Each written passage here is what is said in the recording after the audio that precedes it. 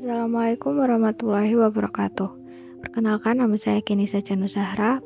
Saya dari kelas A Pancasila, NIM 220 30 211 0074. Di sini saya akan menjelaskan tentang apa itu perkembangan Pancasila sebagai ideologi bangsa Indonesia. Masuk ke susunan materi, yang pertama ada pendahuluan, 2 perkembangan Pancasila, dan yang terakhir adalah kesimpulan.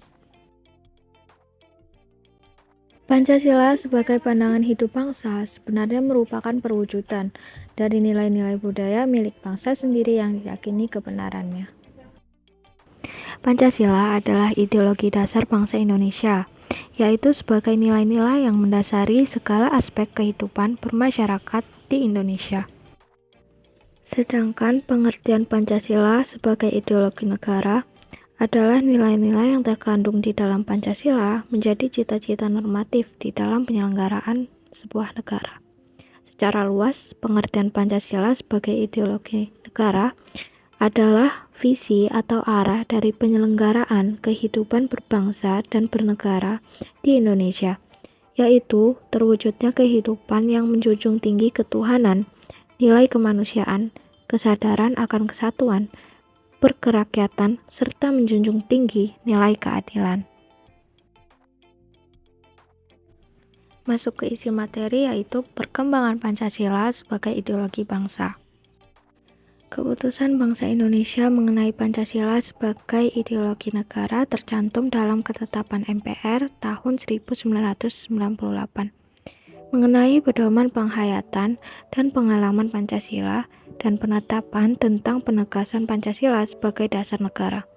Pada pasal 1, Ketetapan MPR tersebut menyatakan bahwa Pancasila sebagaimana dimaksud dalam pembukaan Undang-Undang Dasar adalah dasar negara dari Negara Kesatuan Republik Indonesia yang harus dilaksanakan secara konsisten dalam kehidupan bernegara.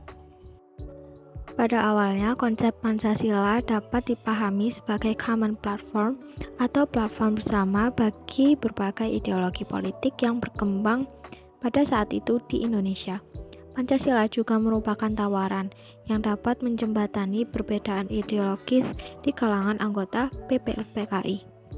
Pancasila yang dimaksud oleh Soekarno pada waktu itu adalah sebagai asas bersama, agar dengan asas itu, seluruh kelompok yang terdapat di Indonesia dapat bersatu dan menerima asas tersebut.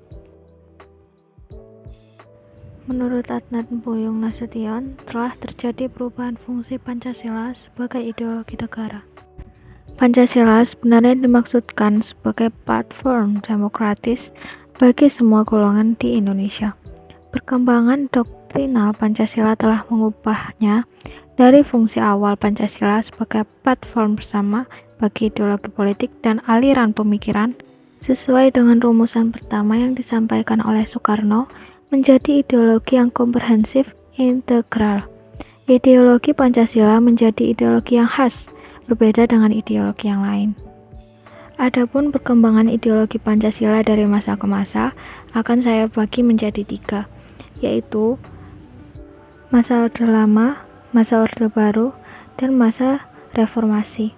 Yang pertama ada perkembangan ideologi Pancasila pada masa Orde Lama. Pada masa ini, kekuasaan dipegang oleh Presiden Soekarno. Pancasila mengalami ideologisasi, yang artinya Pancasila berusaha untuk dibangun, dijadikan sebagai keyakinan dan kepribadian bangsa Indonesia.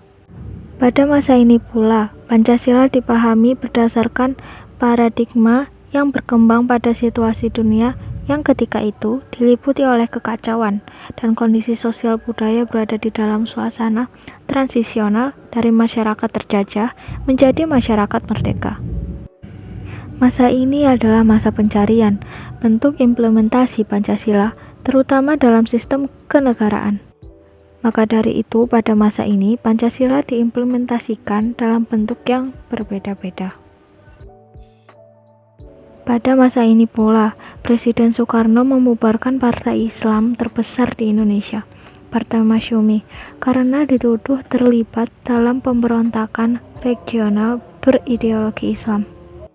Kepentingan-kepentingan politis dan ideologis yang saling berlawanan antara Presiden Soekarno, militer, Partai Komunis Indonesia atau PKI, serta kelompok Islam telah menimbulkan struktur politik yang sangat labil pada awal tahun 1960-an, yang mana akhirnya melahirkan gerakan G30 SPKI yang berakhir pada runtuhnya kekuasaan Orde Lama.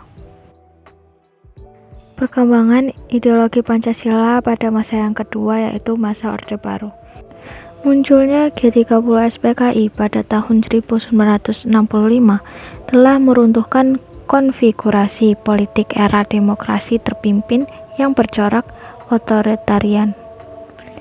Pengkhianatan tersebut mengakhiri torok-tarik di antara tiga kekuatan politik, Soekarno, Angkatan Darat, dan PKI dalam dinamika era demokrasi terpimpin, yang mana akhirnya kekuasaan ini dimenangkan oleh militer.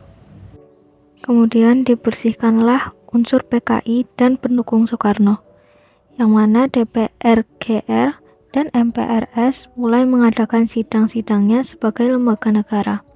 Pada tahun 1967, MPRS mencabut mandat Soekarno sebagai presiden. Soekarno kehilangan jabatannya, yang sekaligus mendudukan Soeharto sebagai pejabat presiden. Pada masa Orde Baru yang dipimpin oleh Presiden Soeharto, pemerintah berkehendak melaksanakan Pancasila dan Undang-Undang Dasar 1945 secara murni dan konsekuen sebagai kritik terhadap Orde Lama yang menyimpang dari Pancasila melalui program P4, yaitu Pedoman Penghayatan dan Pengalaman Pancasila. Pemerintahan Orde Baru berhasil mempertahankan Pancasila sebagai dasar dan ideologi negara sekaligus berhasil memberantas paham komunis di Indonesia. Akan tetapi, implementasi dan aplikasinya sangat mengecewakan. Pancasila justru dijadikan sebagai indoktrinasi. Bahkan, Presiden Soeharto menggunakan Pancasila sebagai alat untuk melanggengkan kekuasaannya. Selama rezim Orde Baru berkuasa, terdapat tindakan penguasa yang melenceng dari nilai ideologi Pancasila, antara lain yaitu melanggengkan Presiden Soekarno berkuasa hingga 32 tahun. Terjadi penafsiran sepihak terhadap Pancasila melalui program P4. Adanya penindasan ideologi sehingga orang yang mempunyai gagasan kreatif dan kritis menjadi takut bersuara. Adanya penindasan secara fisik seperti pembunuhan di Timur Aceh, Irian Jaya, kasus di Tanjung Priok, kasus pengerusakan pada tanggal 27 Juli, serta perlakuan diskriminasi oleh negara terhadap masyarakat non-pribumi dan golongan minoritas. Yang terakhir adalah perkembangan ideologi Pancasila pada masa reformasi. Pada masa ini, Pancasila sebagai reinterpretasi, yaitu Pancasila harus selalu diinterpretasikan kembali sesuai dengan perkembangan zaman, harus relevan dan kontekstual, serta harus sinkron atau sesuai dengan kenyataan pada saat ini.